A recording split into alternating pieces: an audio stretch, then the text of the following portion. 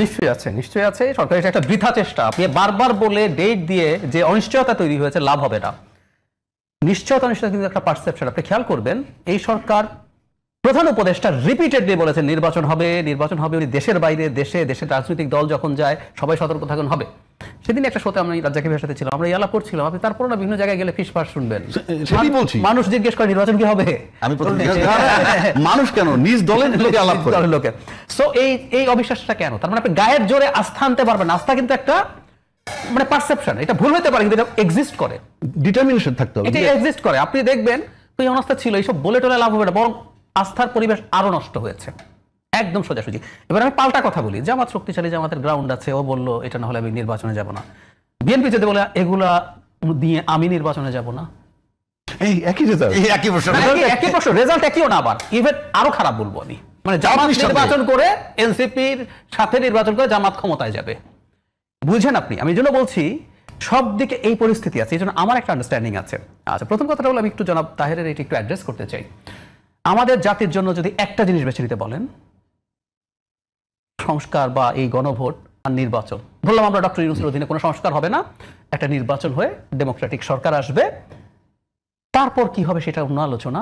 কিন্তু সংস্কার একটা মানে আমরা একটা গণভোট করে সংস্কারকে ঠিক করে ফেলবো, এরপর নির্বাচন হবে না, এরপর বাংলাদেশ এই সরকার থাকবে না, তার জায়গায় আরেকটা তত্ত্বাবধায়ক আসবে, না মিলিটারি সরকার আসবে, এটা আরো কয়েক বছর থাকবে, এই অপশন নেব, নাকি গণভোট দরকার নাই, একটা নিয়মতান্ত্রিক আমাদের যে সংসদ নির্বাচন সেটা নেব। আমি কিন্তু সংসদ নির্বাচন নেব।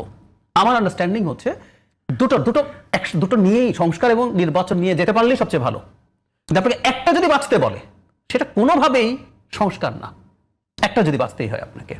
কেউ তো একটা বাঁচতে বলেনি এখন না, তাহেরে কিন্তু আমি উনি ওজন দিয়ে দিয়েছেন, রিডিং বিটুইন লাইনস আছে, উনি কিন্তু ওজন দিয়ে দিয়েছেন। নির্বাচন না হইলেও মানে ধরে নিলাম এটা হইলো না, যদি না হলেও আর কি, হ্যাঁ ওইটা দরকার না, কিন্তু আমার আগে এটা লাগবে। উনি কন্টেন্ট এরকম আমি পড়েছি যে এটাই বেশি জরুরি, এটা হতে হবে, এটা উনি বলছেন। তাত্ত্বিকভাবে বলছি, সংস্কার টংস্কার গণভোটে পাশ হলো, মানে এরপর দেশ কোথায় গেল কি গেল।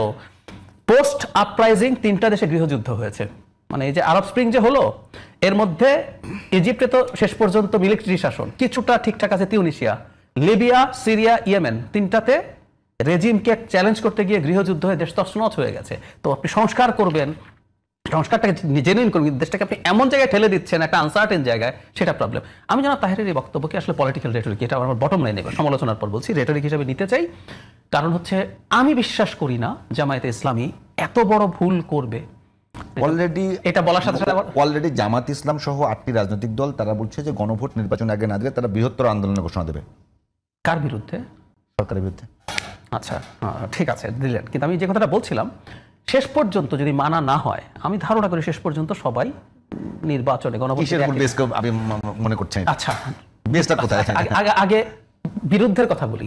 জামাত ঐতিহাসিক ক্রান্তি লগ্নে ভুল করার বাতিক আছে, এটা একটা অদ্ভুত ব্যাপার।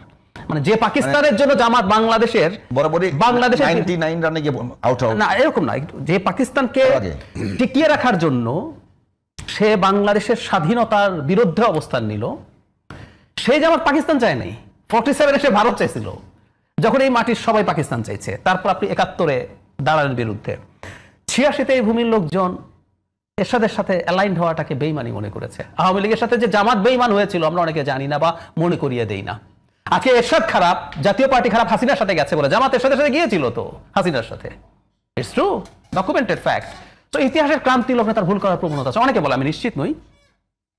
8 সালের নির্বাচন আমি নিশ্চিত না, এই নির্বাচনের রিগিং নিয়ে প্রশ্ন আছে। এই নির্বাচনে জামাত সম্ভবত বলা হয়, আমি বিএনপির খুবই বড় নেতাদের কাছ থেকে শুনেছি, কিন্তু আমি যেহেতু কোথাও ডকুমেন্টে দিয়ে পাইনি, সেটাও জামাতে চাপিয়ে বিএনপিকে নির্বাচনে যেতে হচ্ছে। তো জামাত আবারও ভুল করতে পারে, কিন্তু ভুল করবে না। আবার কেন বলি, বাংলাদেশে একটা আনসার্টেনিটি যদি তৈরি হয়, ধরুন শেখ হাসিনা বলেছিল 11 আমাদের আন্দোলনের ফসল, 11 হয়েছিল, শেখ হাসিনাকে পরে চুজ করা হয়েছিল, কিন্তু 11-র মূল থিম কি ছিল? -2, তাই না?